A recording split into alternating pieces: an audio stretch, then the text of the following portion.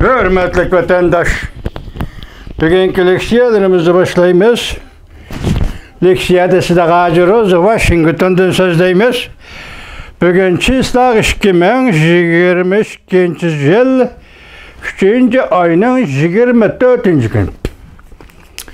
Brüssel'de yığın, halkara yığın, 3 yığın, NATO'nun yığını, Avrupa İttifakı'nın yığını, 7 devlet grubunun yığını, Amerika Qo'shma Shtatlarining prezidenti Brüssel'de yig'indi. Bu xabar kelib bo'ldi.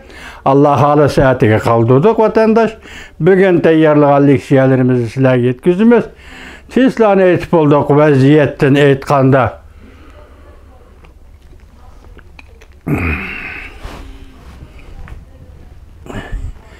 Vaziyatda aytganda vatandaşlar ham, o'zimga ham bir savol qo'yib boqay. Ukrayna, Rossiya urushi, Rossiya bilan Ukrayna o'rtasida bo'lyapti. Shunaqmi ya? Albatta shunday. Hozir xalqaro jamiyat, ya konkret aytganda G'arb davlatlari Jungo bilan Rossiyaning munosabatiga tikilib qoldi. Qodilib qoldi. Diqqat qilib qoldi. Buning sababi nima? Mana shu savol. Shu savolga javob chiqsa siz o'yinni paqim, men o'yinni paqay hurmatli vatandosh. Bugungi mavzu mundaq. Amerika va Amerikaning ittifoqdoshlari Jungoga yaqindan diqqat qilyapti. NATO'ning kotibi Stoltenberg, Jens Stoltenberg Jungoni tanqid qildi. Tunji qatam Moskva bilan moslashib bizning bexatarligimizga munosabatlik xalqlik prinsiplardan gumonlandi. Mavzular xabar 3-ayning 24-kuni Amerika ovozining Xitoy tel programmasi e'lon qilindi. Xabar mundaq boshlandi. Washington Rossiya Ukrainaga tajovuz qilib ko'rib bugun Yevropa Brüssel'de chaqirilgan G'arb davlat rahbarlari yig'ini ko'p vaqt ajratib Jungo to'g'risida muhokama elib boradiganligi muqimlashdi. Amerika bexatarlik amaldorlari mundaq ko'rsatdi. Biz Beijingning Moskvaga harbiy aslahalar yo'llab berganligi va boshqa yordam bergan alomatlarni ko'rmadik. Lekin G'arb dunyosi amaldorlari ogohlantirib mundaq ko'rsatdi. Bu Rossiyaning Ukrainaga tajovuz qilganligini ayblashni rad qildi. Ya'ni Jungo Rossiyaning Ukrainaga tajovuz qilganligini ayblashni rad qildi. Kreml sarayining tashviqotini shatutida takrorladi. Bu ahvol kishining diqqatini o'ziga tortadi. Haftaning 3-kuni, ya'ni 23-kuni NATO yig'in etishdan bir kun burun NATO'ning kotibi Jens Stoltenberg mundaq ko'rsatdi. Biz hozir butunlay o'zgarish hosil qilgan bir bexatarlik muhitga kirib keldik. Nopuzluq cho'ng davlatlar borgan siri o'zining orzulariga qurol kuchi bilan yetmoqchi bo'lyapti. Nopuzluq cho'ng davlatlar borgan siri o'zining orzulariga qurol kuchi bilan yetmoqchi bo'lyapti. Beijing Moskva tarafga qatnashdi. Mustaqil davlatlar o'zining yo'lini tanlash huquqiga gumon qildi. Dedi to'liqlab NATO'ning kotibi Stoltenberg.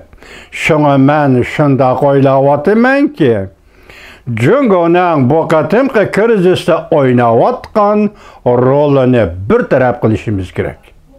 Alasharing. Bunday kelganda alasharing deymiz vatandosh. Nima deydi Stoltenberg NATO'ning kotibi? Shunga men shunday o'ylayapmanki, Jungoning bu qatimqi krizisda o'ynayotgan rolini bir taraf qilishimiz kerak. Hazırgıçı bolgan arlıqlı Cungo-Ukraina uruşı payda kılgan siyasi tokunuştan saklanışqa urinib keldi. Cungo-Ukraina'nın egilik hukukunu itiraf kılıdığanlığını bildirdi. Şuna Rusya bilen birlikte NATO'nun şarkı kengeyişige dikkat kılıdığanlığını bildirdi. Oxşaşla tahlilçiler mundaq görsetdi. Cungo universal matbuatlardan paydalanıp, uruş doğrusudaki fikir bayanlarda Rusiyaga maslaştı. Endi ma abzasga dikkat kılın ha vatandaş. NATO'nun katibi Stoltenberg yana mundaq görsetdi. NATO'ga a'zo davlatlar ciddi dikkat kılıvatkan mesele Beijing'den Moskva bilen bir tarafta turuşni tanlap alganlığıdır.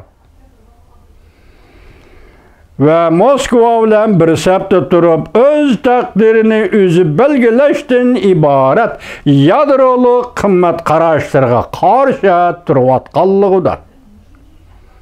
Yani bir akıbite vatandaşım. NATO'nun katibi Stoltenberg mundaq görsetdi. NATO'ga a'zo davlatlar ciddi dikkat kılıvatkan mesele Beijing'nin Moskva bilen bir tarafta turuşu tanlap alganlığıdır. Ve Moskva bilen bir septe turup öz takdirini özü belgileşten ibaret yadroluk kımmet karaştırga karşı turuvatkanlığıdır. Çünkü hazır bizden bexatarligimizga münasibetlik halkılık prensiplerimizden guman kılganlığını oturup koydu. Cümleden Avrupa'da her bir devletinin özünün yolunu özü tanlaş hukuku barlığıdan gumanlandı. Dedi Stoltenberg, bu yengala yüz verdi. Stoltenberg mundaq görsetdi. Rəhbərlər etraflı yığını açqanda, rəhbərlər, keçiranlar, yığın açqanda Rusiyanın Ukraynaga təcavüz qilishini, Cungo'nun ayıplishini chaqiriq qiladi. Ayıplimidi dedi o başta hazırgıça Rusya təcavüz qildi Ukraynaga, ayıplimidi Cungo. Endi yığın açqanda, devlet rəhbərləri Brusel'de yığın açqanda Rusiyanın Ukraynaga təcavüz qilishini, Cungo'nun ayıplishini chaqiriq qiladi. Diplomatik tirishchanlik ko'rsatib bu urushni oxirlashtirishning tegishli usullarini izlab tepishga chaqiriq qiladi.